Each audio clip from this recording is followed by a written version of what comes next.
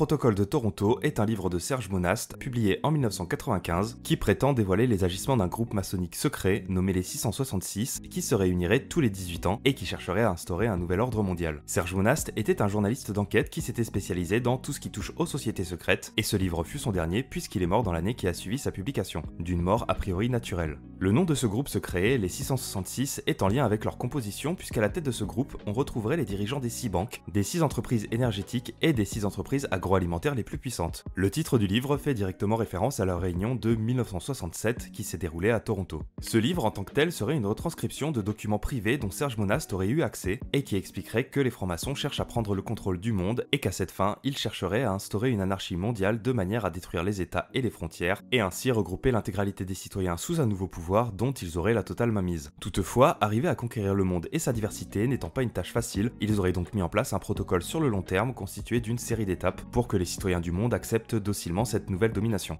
Un des premiers objectifs de ce protocole serait d'infiltrer discrètement tous les gouvernements avec l'idée de les détruire progressivement de l'intérieur en plaçant à des postes clés des personnes qui leur sont favorables. Plus globalement, il y aurait aussi l'objectif d'instaurer de nouvelles valeurs morales qui prennent leur source dans le vice, mais qui, sous couvert de propagande et de bien-pensance, semblent naturelles et universelles. Tout cela serait soutenu par les médias, que ce soit les journaux télévisés, la radio ou les productions cinématographiques. Pour être plus clair, voici une petite liste non exhaustive de ce que cette élite chercherait à instaurer. La destruction du cercle familial, la banalisation des actes sexuels, l'abrutissement de la population, une réduction artificielle des différences hommes-femmes, la destruction des valeurs religieuses, l'empoisonnement progressif de la nourriture, un affaiblissement de la santé grâce à des médicaments et des vaccins, un fort taux de chômage, une augmentation de la présence policière, la destruction de la classe moyenne et bien d'autres qui auraient pour but de fragiliser la société tout en l'amenant progressivement vers l'anarchie. C'est vrai que lorsque l'on se penche dessus, cette théorie du complot semble expliquer beaucoup de dérives de nos sociétés actuelles, et si le contenu du livre semble être contemporain, il n'empêche que ce ne sont pas des idées nouvelles puisque l'on retrouve plus ou moins le même contenu dans le Protocole des Sages de Sion, un livre russe datant du début des années 1900 qui expliquerait qu'il y aurait un groupe secret juif franc-maçon qui chercherait à dominer le monde en manipulant les gouvernements pour faire tomber les États-nations, manipuler et soumettre le peuple. Mais encore une fois, les idées véhiculées dans le Protocole des Sages de Sion sont elles-mêmes reprises d'un livre datant de 1864, Dialogue aux enfers entre Machiavel et Montesquieu, qui voulait dénoncer la politique répressive de Napoléon III qui se comportait alors comme un dictateur. Ce livre romance une rencontre entre Machiavel et Montesquieu qui réfléchissent sur les actions les plus simples à mettre en place pour obtenir et conserver le pouvoir. Et ici, on retrouve toujours les mêmes idées, un groupe élitiste qui détourne les intérêts les plus nobles, l'encadrement de la presse pour manipuler l'opinion publique, ou encore l'abrutissement de la population pour la maintenir docile.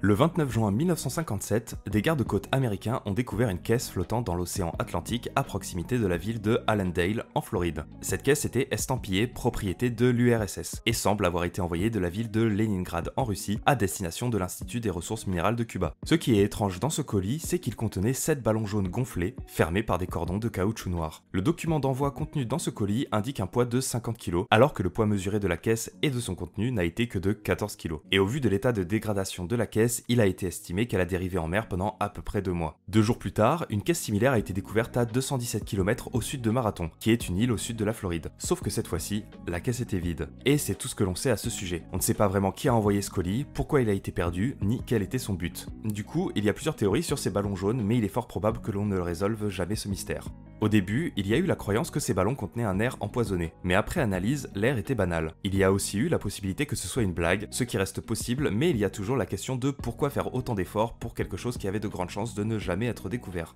Il y a aussi une théorie qui voudrait que ces caisses soient un signal entre espions, qui indiquerait soit une position, soit un truc en particulier, par exemple la réussite ou l'échec d'une mission. Car une découverte aussi mystérieuse allait être diffusée dans les journaux et cela aurait été un moyen de communication qui n'aurait été comprise que par ceux qui l'avaient mis en place. Il ne faut pas oublier que durant cette période c'était la guerre froide et que pour communiquer des infos sans les transmettre au camp adverse, parfois il y avait des moyens et des idées un peu what the fuck. Il y a aussi la théorie de l'arnaque, où un employé en Russie a gardé pour lui le contenu de cette caisse pour le revendre sur le marché noir et il aurait mis des ballons à la place pour que la caisse ne fasse pas trop vide et que l'on ne capte pas le vol. Mais la théorie qui fait le plus de sens selon moi, c'est celle qui veut que ces caisses étaient des caisses marquées. C'est-à-dire que les caisses contenant des ballons devaient être vidées et remplacées par autre chose, que ce soit des armes, des vivres ou des documents. Et le fait d'être envoyé à un institut devait servir de couverture pour ne pas être contrôlé, et l'une de ces caisses est retrouvée à la mer pour on ne sait quelle raison. Après, c'était peut-être vraiment une cargaison de ballons gonflés pour que les Cubains puissent faire la fête. Le sujet du vide de Bouvier fait référence à une sorte de trou dans l'espace qui se situe à 700 millions d'années-lumière de la Terre. Alors je clarifie, ce n'est pas exactement un trou, c'est une zone d'un diamètre de 330 millions d'années-lumière qui ne contient que très peu de galaxies, puisque pour le moment on n'en a découvert qu'une soixantaine, alors que pour un même espace on devrait y trouver plus de 2000 galaxies. Même si le vide de Bouvier est l'une des zones connues la moins peuplée de l'univers, il n'empêche qu'il y a plein d'autres zones qui sont considérées également comme vides, comme le vide du Capricorne ou le vide du Sculpteur. Et si le vide de Bouvier s'étend pas mal, il n'empêche qu'il existe des zones vides qui sont bien plus grandes. Par exemple, le Giant Void, dont le diamètre est estimé à plus d'1 milliard d'années-lumière de diamètre, soit 3 fois plus que le diamètre du vide de Bouvier. Le problème avec ces espaces vides, c'est qu'il y a des hypothèses scientifiques qui tentent de les expliquer, mais rien n'est confirmé pour le moment. Alors de ce que j'ai compris, l'idée principale est que l'univers formerait des sortes de bulles gravitationnelles qui s'attireraient entre elles et qui laisseraient de vastes zones vides. Mais on ne va pas se cacher que ce que l'on aime, c'est les théories un peu plus improbables, donc on va aller là-dessus et quitter le domaine du rationnel. Certains expliquent que ces zones de vide auraient été créées par une civilisation extraterrestre qui chercherait à coloniser l'univers, et là on ne sait pas trop comment expliquer leur action ou leur puissance, mais en gros, soit cette civilisation extraterrestre se sert des galaxies comme carburant, c'est-à-dire qu'elle va les détruire en les consommant, soit elle est capable de les déplacer de manière à les rapprocher ou les séparer, un peu comme si cette civilisation voulait créer des routes ou des villages de galaxies. Et vu que c'est un sujet assez improbable et assez libre en termes d'interprétation, on peut même penser que les quelques galaxies que l'on trouverait dans ces zones vides serviraient de prison galactique. Cette théorie touche d'assez près le paradoxe de Fermi, qui est une série d'hypothèses visant à expliquer pourquoi on n'est toujours pas rentré en contact avec une civilisation extraterrestre alors que l'univers est peuplé de planètes qui pourraient abriter la vie. Mais je ne m'attarde pas là-dessus car YouTube est blindé de vidéos qui détaillent ce sujet. Une autre théorie a été établie par Laura Mersini-Houghton, et cette théorie est directement liée à celle du multiverse, dans le sens que certaines de ces zones vides, notamment celle du vide de l'Éridan, sont des zones plus froides que normalement, et elle explique ce froid comme étant le résultat de la séparation de deux univers parallèles. C'est une théorie controversée qui prendrait son fondement sur la théorie des cordes, et je n'ai pas le niveau pour vous donner plus de détails là-dessus, mais je trouve ça cool d'imaginer que l'on puisse trouver une preuve de l'existence des mondes parallèles dans le vide de l'espace. Une autre théorie sympa mais toujours aussi improbable est celle qui veut que notre univers visible soit séparé d'un univers bien plus grand et que le noir que l'on voit dans ces vides n'est pas noir car il n'y a rien, mais il est noir car il y a un mur qui nous entoure et qui nous empêche de voir au-delà. Et ces zones dépeuplées en galaxies sont pour nous le moyen d'entrevoir ce mur qui serait en quelque sorte plus ou moins une sphère de Dyson. Cette sphère étant une sorte de création mécanique de taille gigantesque qui entourerait des étoiles pour en tirer de l'énergie. Sauf que là ce serait encore plus grand puisque cette sphère entourerait l'intégralité de notre univers visible.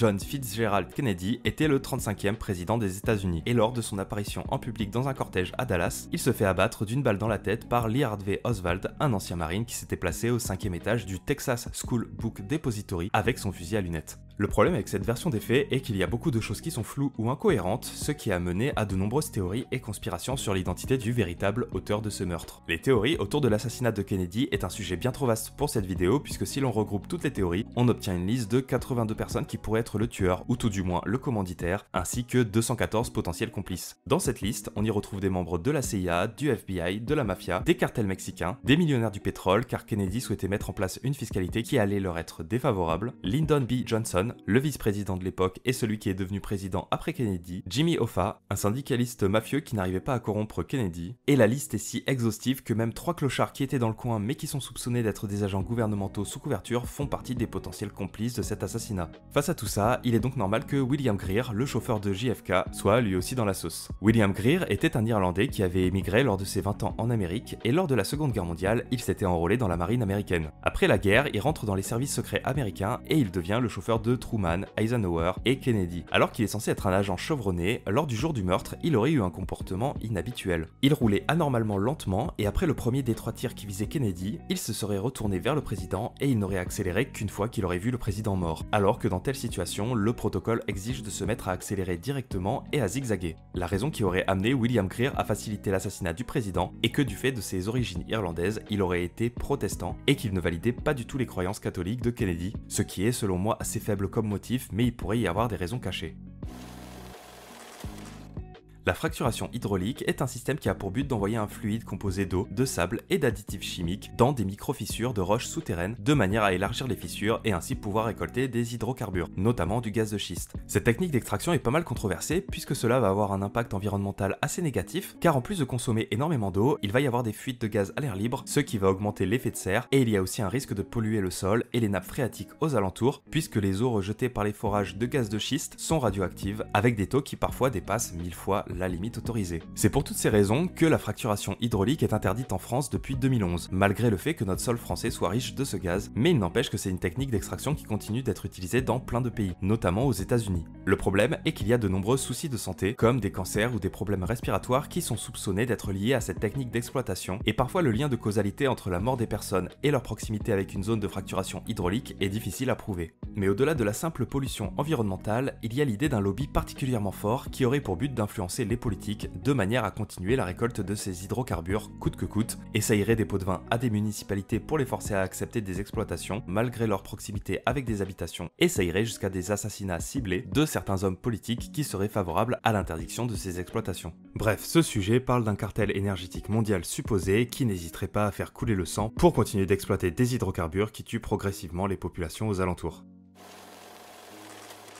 Le sujet des Red Rooms fait référence à des lives qui seraient diffusés sur le dark web et qui consistent à torturer des gens contre des donations des viewers. Les victimes seraient des gens de tout âge et de tout sexe, et pour ceux qui ont vu le film Hostel, c'est un peu pareil mais en interactif et en ligne. A priori, les Red Rooms seraient une légende urbaine car à part quelques sites du dark web qui sont des arnaques demandant des paiements en bitcoin pour y participer mais qui ne débouchent sur rien, aucune Red Room n'a été rendue publique pour le moment. Certains pensent qu'au vu de la lenteur des chargements des pages internet sur le deep web, diffuser une vidéo en live est impossible, mais il n'empêche que certains ont tenté, et avec quelques connaissances techniques, il est bien possible de diffuser un live avec une qualité de diffusion plus ou moins correcte. Mais malgré ça, les seules preuves qui pourraient prouver l'existence des Red Rooms sont des chambres de torture découvertes par la police, mais là encore, il n'y a pas de certitude sur le fait que ces séances de torture soient diffusées en direct sur internet contre des rémunérations. Je ne m'attarde pas plus dans les explications car c'est un sujet très populaire sur YouTube et je ne vais pas faire une énième redite.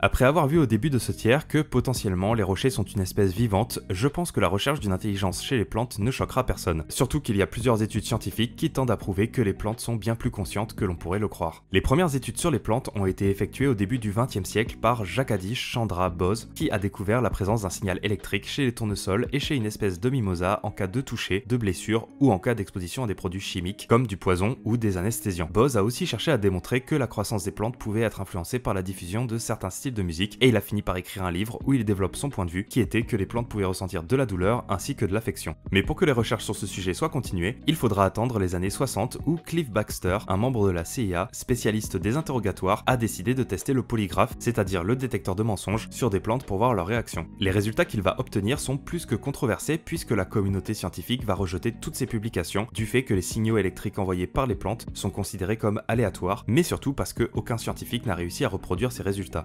Honnêtement, je les comprends car Baxter va chercher à prouver qu'une plante ressent de la peur s'il la menace de lui brûler les feuilles et qu'elle va éprouver du stress lorsqu'elle est en face d'un individu qui a cassé un œuf ou qui a tué une crevette à côté d'elle. L'idée générale derrière ces expériences était de démontrer que les plantes ont une capacité télépathique qui leur permettent de comprendre ce qui les entoure, voire même d'anticiper les intentions des espèces vivantes qui sont à proximité d'elles. La prochaine grosse étude qui va chercher à démontrer que les plantes sont intelligentes date de 2006 et va être également controversée puisqu'elle ne prouve pas grand chose à part que les plantes ont des stimuli face à tellement de paramètres comme la lumière, l'eau, la gravité, les toxines ou encore les signaux chimiques des autres plantes qu'il est envisageable de penser que les plantes ont, au-delà des signaux électriques, potentiellement un système de traitement d'information proche de ce qui se rapprocherait d'un cerveau. Bref, si l'intelligence des plantes n'a pas encore été démontrée de manière scientifique, il y a beaucoup de suppositions sur le fait qu'elles aient des sens comme le toucher ou l'odorat, qu'elles aient une mémoire ou encore qu'elles soient capables d'éprouver des émotions.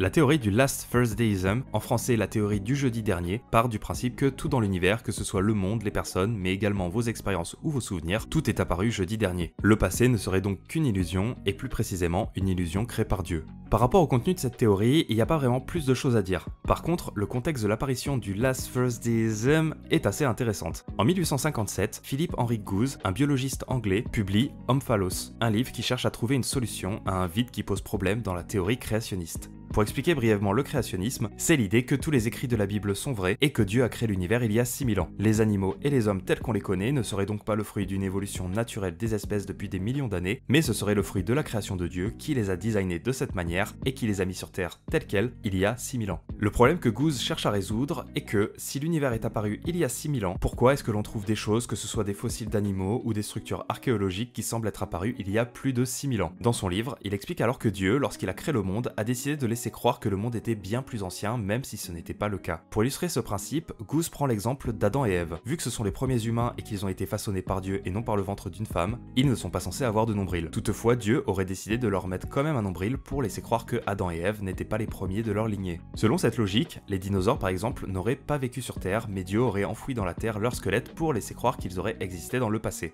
Lors de la sortie de son livre, la réception a été très mauvaise, mais petit à petit, il a convaincu de plus en plus de partisans du créationnisme, surtout par le fait que cet argument ne pouvait pas être réfuté, car si Dieu est tout-puissant et qu'il a bel et bien créé le monde tel quel en nous laissant croire qu'un passé a existé, à moins de retourner dans le temps, on ne peut pas vérifier l'existence du passé. Du coup, si l'univers est apparu tel quel il y a 6000 ans sans que l'on puisse vérifier son ancienneté, qu'est-ce qui nous prouve que le monde n'a pas été créé il y a une semaine, voire même il y a 5 minutes? Et c'est pour ça que la théorie du jeudi dernier est apparue, à la fois pour contrer cette théorie créationniste, mais surtout pour troller ceux qui y croient en poussant à l'extrême leur logique.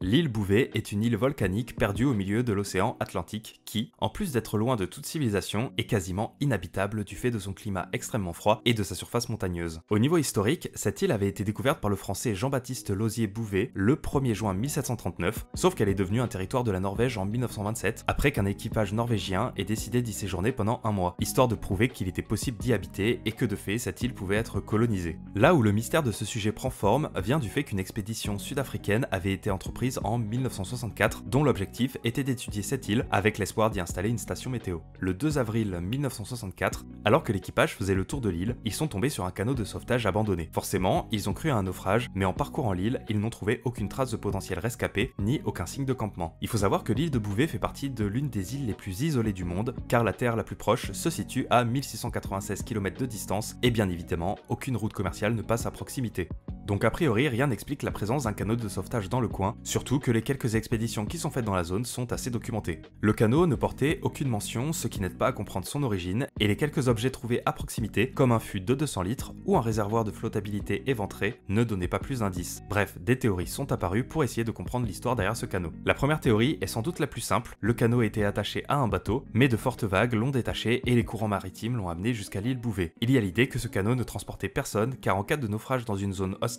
il est habituel pour les naufragés de renverser le canot pour pouvoir s'y abriter, mais ici le canot était resté à l'eau. Toutefois, cette explication a ses limites car les rames étaient toujours dans le canot sans attache et il est fort probable qu'elles auraient dû être éjectées par des tempêtes maritimes bien avant son arrivée sur l'île. Une autre théorie se base sur le fait que des naufragés se sont bel et bien échoués sur l'île, mais ils avaient assez de ressources pour créer un abri sans avoir besoin d'utiliser le canot jusqu'à l'arrivée des secours. Au final, si aucune trace de vie n'avait été trouvée sur l'île, c'est parce que l'équipage sud-africain n'était resté que 45 minutes et qu'il n'avait pas vraiment pris le temps de fouiller les 29 km² de l'île, surtout qu'ils étaient sur place non pas pour secourir mais pour travailler. La possibilité d'une fonte des glaces a aussi été envisagée car l'île Bouvet est une île volcanique et il a été analysé qu'une explosion volcanique se serait produite en 1958. L'idée est donc que ce canot serait arrivé il y a plusieurs siècles et ils auraient été maintenus dans la lagune en étant enfouis par la glace et le dégel lié à l'activité volcanique l'aurait rendu visible. Toutefois, l'explication la plus probable aurait été trouvée récemment car, avec les recherches acharnées d'internautes, il a été découvert dans le livre maritime russe Transaction of the Oceanographical Institute de 1960 la mention du 13e voyage d'un navire russe, le Slava 9, où une équipe s'est arrêtée sur l'île Bouvet pour l'étudier le 27 novembre 1958, mais que du fait du mauvais temps, ils n'ont pas pu repartir et ils ont dû survivre pendant 3 jours jusqu'à l'arrivée d'un hélicoptère qui est venu les secourir.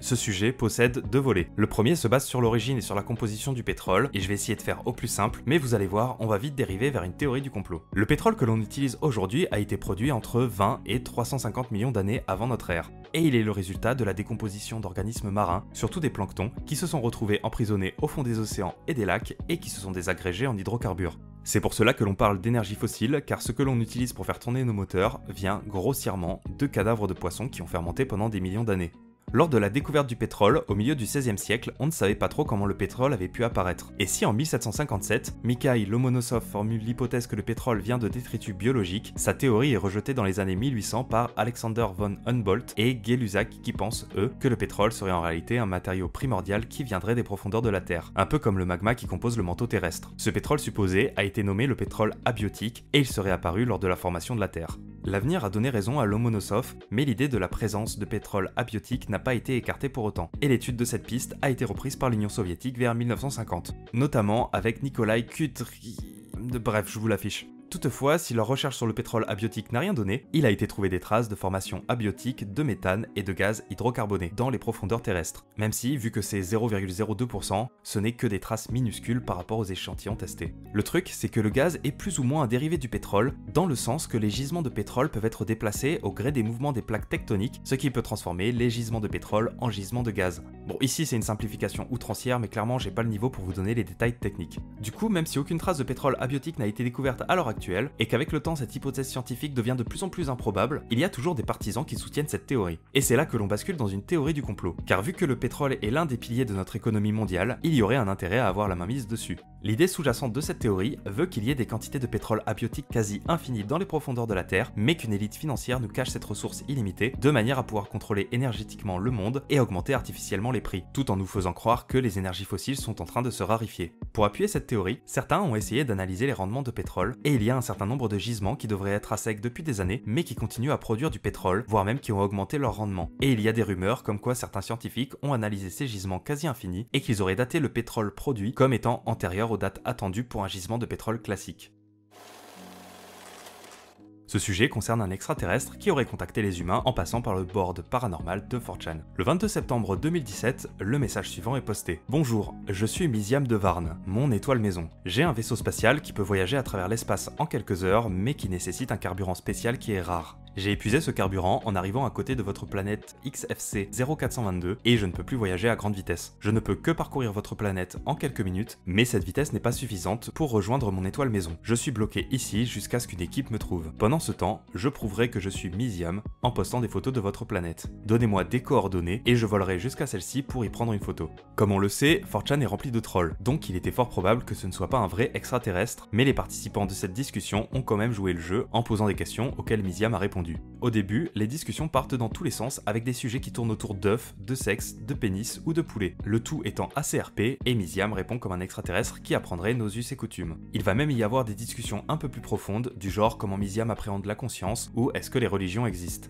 Au milieu des discussions plus ou moins philosophiques, certains lui donnent des coordonnées terrestres comme demandé dans son premier post et il poste des photos de la Terre à ces endroits. Au-delà des coordonnées terrestres, Mysiam poste aussi des photos de la Terre dans sa globalité et même la face cachée de la Lune. Ce qui s'est mis à perturber les membres de 4chan, c'est que les images postées semblaient originales, dans le sens qu'ils n'ont pas réussi à retrouver leurs traces sur internet. Mais la croix qui apparaît sur les photos et leur dégradation peuvent jouer un rôle dans cette absence de traces, et il ne faut pas mettre de côté que possiblement ce sont des captures d'écran faites sur des recréations 3D. Du coup, les internautes étaient suspicieux vis-à-vis de la véracité des propos de Mysiam, jusqu'à ce que l'un des utilisateurs donne les coordonnées de chez lui, et qu'en parallèle, il s'est mis à sortir de chez lui pour scruter le ciel. Alors qu'il ne s'attendait à rien, il s'est mis à voir des petites lumières dans le ciel, et il s'est mis à prendre une photo qu'il a postée sur le topic. Les 3 points lumineux dans le ciel sont alors considérés comme un ovni, surtout que cela renvoie à la théorie du TR3B qui voudrait que les vaisseaux extraterrestres aient cette forme. Cette photo a été impactante puisque cela donnait du crédit aux propos de Mysiam et certains internautes se sont mis à croire à cette histoire et en ont profité pour poser plus sérieusement des questions à Mysiam, jusqu'à ce qu'il poste un dernier message disant qu'une équipe l'a retrouvé et qu'il s'en va mais qu'il reviendra. A priori, clap de fin pour cette histoire. Sauf que le 13 octobre 2017, un nouveau post est apparu sur 4chan. Un utilisateur explique qu'il était celui qui s'était fait passer pour Mysiam et qui peut le prouver. Il va donc montrer les créations 3D dont il s'était servi pour prendre des soi-disant photos de la Terre, ainsi que le filtre qu'il avait utilisé. Il va même aller jusqu'à avoir une conversation privée par message avec l'un des utilisateurs de 4chan dans laquelle il va donner tous les détails de la création de ce jeu de rôle. Le problème, c'est que certains n'ont pas cru à son histoire et pensent que c'est un imposteur qui a voulu troller pour s'accaparer la hype autour de Mysiam. Du coup, est-ce que Mysiam est un vrai extraterrestre ou est-ce que c'est un troll? Je vous mets les archives des discussions en description et je vous laisse faire votre propre opinion. Le sujet de notre planète comme étant une prison est assez vaste et vague, et au milieu des livres, des BD, des jeux vidéo ou des t-shirts, c'est assez dur de trouver si cela correspond à un sujet ou à une théorie en particulier. Toutefois, il y a une théorie qui sort un peu du lot par rapport à ce sujet, et c'est celle qui émet l'idée qu'une civilisation extraterrestre a utilisé la Terre comme une prison, et qu'elle y a mis ses individus les plus dangereux et vicieux afin de les bannir de leur territoire. Honnêtement, il n'y a pas grand chose à dire de plus sur le concept derrière cette théorie, il y a bien quelques suppositions qui seraient liées à la théorie des anciens astronautes ou aux Anunnaki, mais il y a quand même quelques faits rationnels qui peuvent donner un minimum de crédit à cette théorie qui signifie surtout qu'au final, les humains ne sont pas originaires de la Terre. Il y a quelques comparaisons entre les animaux qui, eux, sont a priori originaires de la Terre et les humains, comme par exemple le fait que notre peau n'est pas parfaitement adaptée au soleil, le fait que l'humain a facilement des problèmes de dos, car notre squelette ne serait pas adapté initialement à la gravité de la Terre, ou le fait que l'accouchement serait plus dangereux pour les femmes que pour les femelles animales. Il y a aussi l'argument que l'homme est mauvais par nature, rempli de vices et violent, et que ce serait naturel puisque nous serions les enfants de criminels d'une autre planète. Sinon, à part ce sujet, il y a plusieurs autres petites théories, mais que je ne trouve pas trop fondées ou crédibles. Par exemple, il y aurait des documents classés secret défense qui prouveraient qu'une sorte de barrière a été mise autour de la Terre par des extraterrestres il y a des millions d'années pour transformer notre Terre en prison, et ainsi avoir une sorte de ferme d'humains qui pourrait servir comme des réserves de nourriture. Avant de vous dire deux mots, grosse dédicace à Ryan9919 et à Momo1, merci pour votre soutien, et de manière plus générale, merci à tous ceux qui regardent mes vidéos, ça me fait super plaisir. Sinon, je dois vous avertir qu'en ce moment, j'ai vraiment pas beaucoup de temps à consacrer aux vidéos, et j'essaye de m'organiser au mieux pour vous sortir la suite dès que je peux. Et du coup, petit message pour Hurricane, je suis désolé de pas avoir réussi à tenir ma promesse de sortir la vidéo la semaine suivante de ton message, j'y ai cru, mais j'ai eu une suite de couilles qui n'ont fait que reculer sa sortie. Et du coup, je me suis dit que le plus simple pour vous donner des updates sur la prochaine vidéo, ce serait de mettre un commentaire épinglé dans lequel je mets à jour mon niveau d'avancement. Comme ça, si vous voulez savoir quand sortira la prochaine vidéo, vous avez plus ou moins l'idée. Sinon, je pense republier le tiers numéro 1 avec la première partie du tiers numéro 2, car étant mes premières vidéos, j'ai merdé à pas mal d'endroits, notamment avec la gestion du son, et aussi je suis tombé sur plusieurs théories que je pourrais rajouter. Du coup, je vais remasteriser tout ça, mais bon, je garde ça comme un objectif secondaire, donc peut-être que ça sortira après le tiers 4 ou le tiers 5, je sais pas. Bref, c'est pas une priorité, mais ça me taraude l'esprit quand même. Faudra aussi que je fasse un épisode hors série où je reprends tous les petits sujets que j'ai sautés qui sont soit trop vagues, soit trop courts, parce que je me dis qu'au final ça peut être intéressant d'en parler un minimum, mais soit je ferai un gros épisode à la fin de l'iceberg, soit j'en ferai deux, une vidéo au milieu et une autre à la fin, mais bon, ça reste secondaire aussi, donc vous inquiétez pas, je reste focus sur la suite de l'iceberg. Bref, on se retrouve la prochaine fois pour la fin du tiers numéro 4, prenez soin de vous.